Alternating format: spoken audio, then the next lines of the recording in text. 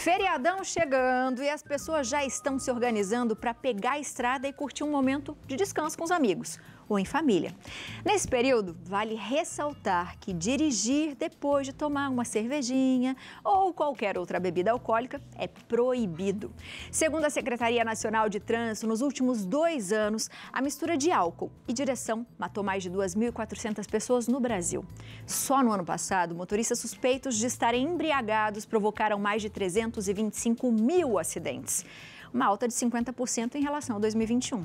Sobre esse assunto, a gente conversa com o advogado e professor de legislação do trânsito, Dr. Gustavo Fernandes, e o primeiro-tenente da Polícia Militar Rodoviária, Silvio Rodrigues. Sejam muito bem-vindos à nossa casa. Boa tarde. Tudo bem, doutor? Tudo bom, tenente? Tudo em ordem. Acho que é um assunto bem interessante, né, para a gente falar. Porque por mais que a gente saiba que é proibido, as pessoas sempre tentam dar aquele jeitinho brasileiro, né, Léo? De alguma forma, né? De alguma forma querem enganar, né? Ah, uma bala mais forte. Eu já ouvi falar até que a água gelada com muito gelo vai esconder isso, né? Não faz sentido nenhum, né? A gente vai perguntar tudo isso para vocês, minha gente. Mas primeiro, vamos lá. Doutor, o que fala a lei?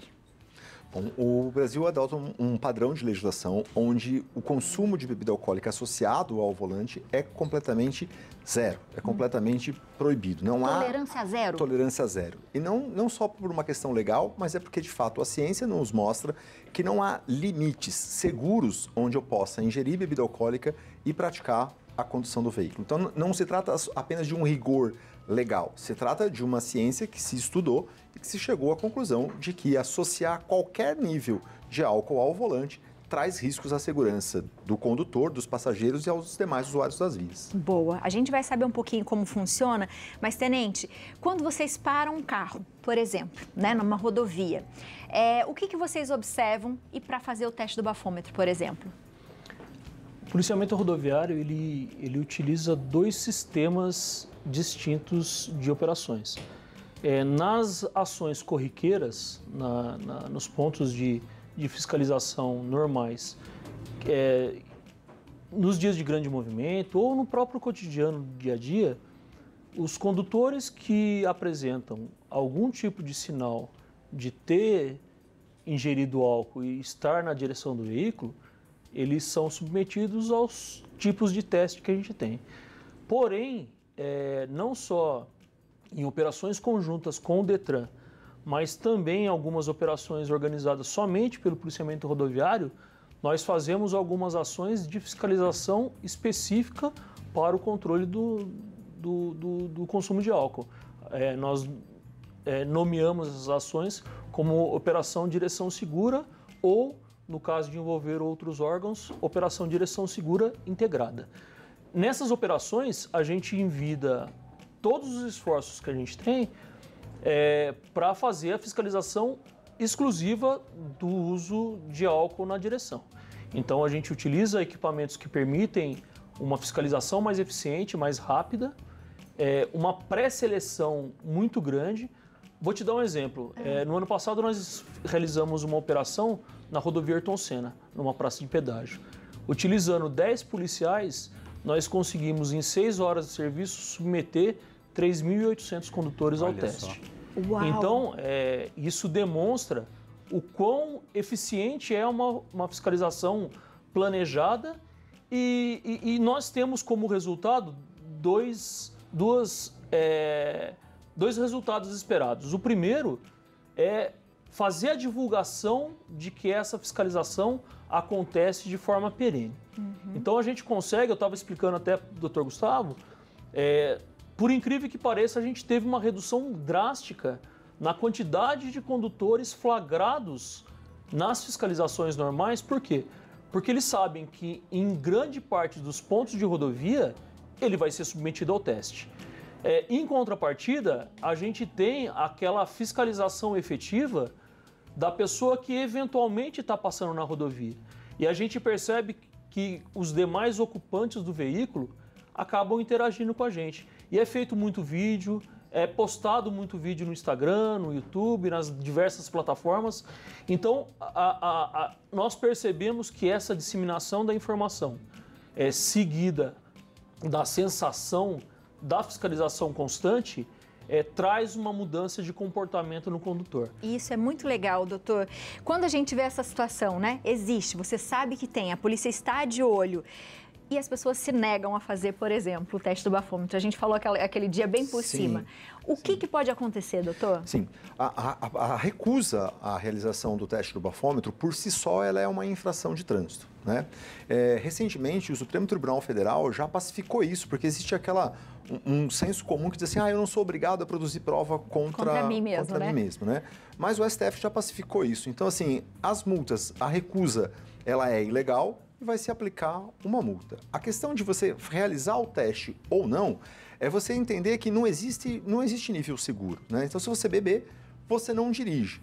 O que existe é uma diferenciação entre a quantidade que você bebeu. Então, a depender da quantidade de álcool que você tiver no sangue, você vai responder uma infração de trânsito. E a depender da quantidade, além da infração de trânsito, isso é crime de trânsito e a Polícia Militar Rodoviária prende a pessoa em flagrante e leva para o distrito policial para que a Polícia Civil tome as providências necessárias. Então, essa é a diferença. Mas a questão da segurança, ela independe da quantidade que você bebeu. Não existem níveis seguros que você possa beber e conduzir o veículo. Isso que o doutor está falando é extremamente importante, assim, bebida nada, é zero de bebida. O que vai diferenciar é isso, né, doutor? Por exemplo, quanto tem, como que a gente pode dizer dessa taxa? O que seria, por exemplo, um copo de cerveja? Não sei. Olha, o organismo da gente, ele elimina um álcool de 3 formas, através do hálito, através do suor e através do fígado, transformando em açúcar. Não dá pra gente saber, com a quantidade que eu bebi, e fazer a conta. Bom, eu bebi uma cerveja que tem 0,5 de álcool, então eu bebi 700 ml, eu tenho 5 litros de... Não dá, essa conta é impossível de ser feita, né? O que a gente sabe é que até 0,33 decigramas de álcool por litro de ar ou por litro de sangue, isso é uma infração administrativa. Acima disso, a pessoa é presa em flagrante e responde por crime de trânsito, né? O que é importante entender é que os aparelhos, aí eu acho que o tenente vai dizer isso melhor pra gente, os aparelhos eles têm um limite, tanto de aferição quanto de calibração, de tolerância. Então, essa história, que eu acho que a gente vai falar já, né, de bombom, de licor, de vinagre, né? Essa história vai ficar muito claro aqui para os telespectadores de vocês que isso não é verdade, né? É só se você realmente beber mesmo, que é aí que isso vai acusar. Porque gerou muito mito isso no início, Exato. né? De falar, eu não posso comer um bombom, eu não posso usar não posso escovar o dente, e passar um enxaguante, A própria resolução 432, que define os percentuais de fiscalização, no seu anexo primeiro, ela define uma tabela de tolerância. Por quê? O doutor bem lembrou a calibração dos equipamentos. Então, existe uma margem de tolerância de calibração que fala de 0,0 até 0,04 miligramas por litro de ar alveolar, está dentro dessa taxa de tolerância de aferição do equipamento. Sim. Não é tolerância da fiscalização.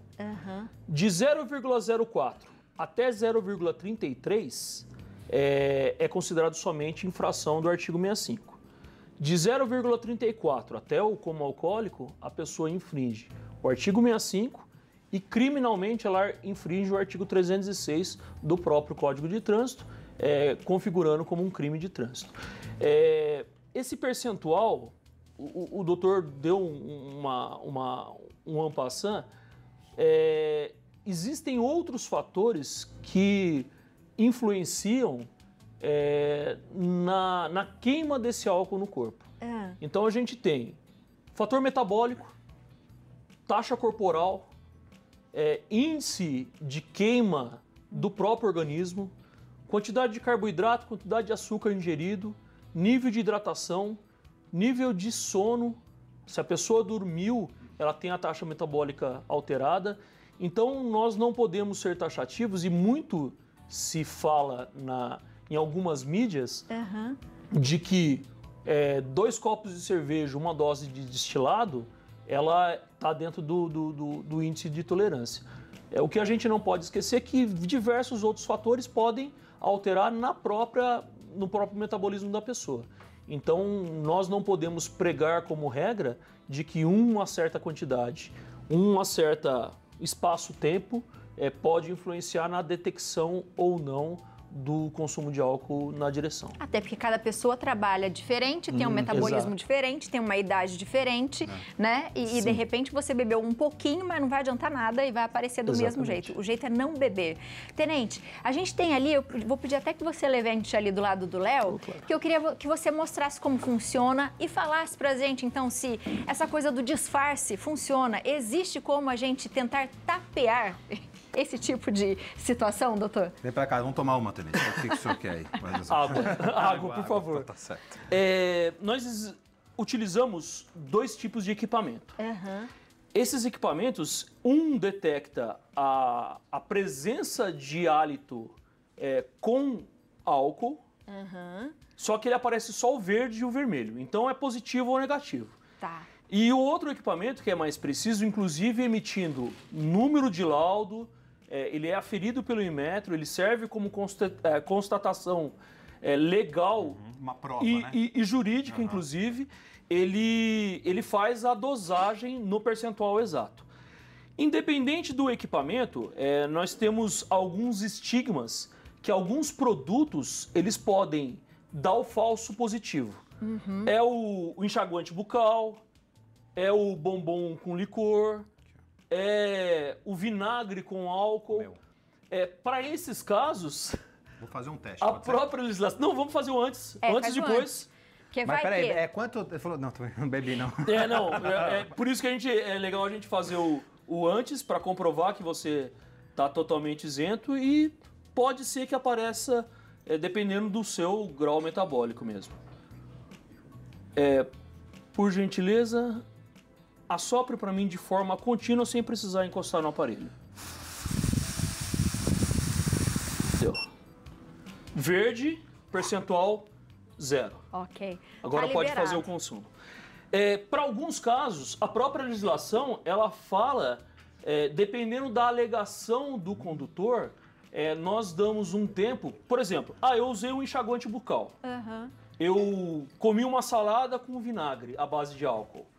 Para esses casos, a gente pede para a pessoa para fazer a higienização do trato bucal, para fazer um gargarejo com água, esperar de 20 a 30 minutos, porque daí esse produto ele é metabolizado pelo próprio corpo e novamente nós submetemos esse condutor ao teste novamente.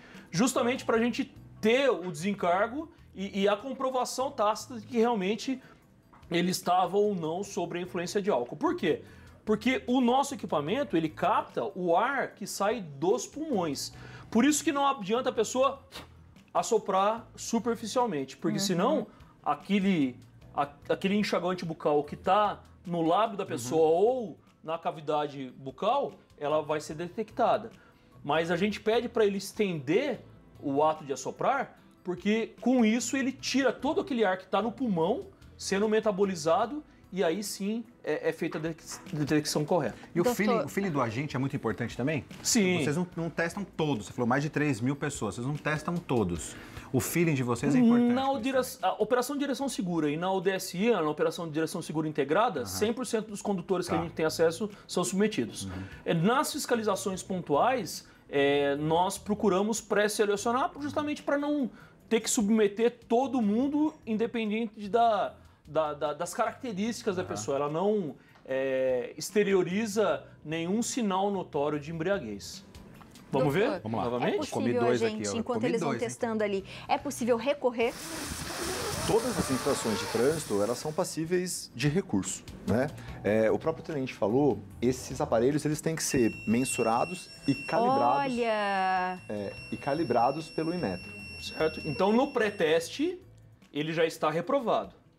A partir do momento que o pré-teste detectou a presença, nós vamos... na alegação do condutor, eu consumi um bombom. Eu almocei e consumi um bombom. Vamos dar aquele tempo para a metabolização e vamos orientá-lo a fazer o enxaguamento da boca. A partir daí, a gente já utiliza o equipamento com laudo. Que legal isso. Então, Muito cabe, interessante. se não tivesse esperado esse tempo, Sim, por exemplo. todas as infrações, elas são passíveis de recurso, né? Tanto pela questão do procedimento, quanto pela questão da aferição ou calibração do material. O que é importante entender aí, e é que algumas pessoas podem dizer assim, mas ali acusou o bombom. Acusou no primeiro teste, não é? No pré-teste. No pré-teste.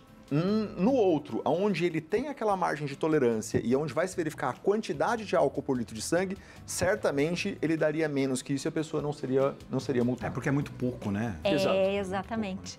Que interessante. Muito bom mesmo. E é interessante porque eles estão preparados para isso. Então, quando as pessoas em casa ficam pensando, eu vou falar que eu fiz isso, ou vou falar para tentar passar por essa, tudo bem, então a gente vai esperar daqui 30 minutos, né? E vai fazer e vai dar ruim para você se você estiver mentindo. A né? história que o condutor infrator tenta me contar, eu já ouvi numas 50 versões diferentes. Eu imagino, Isso tenente. deve ser, Então, deve ser muito engraçado.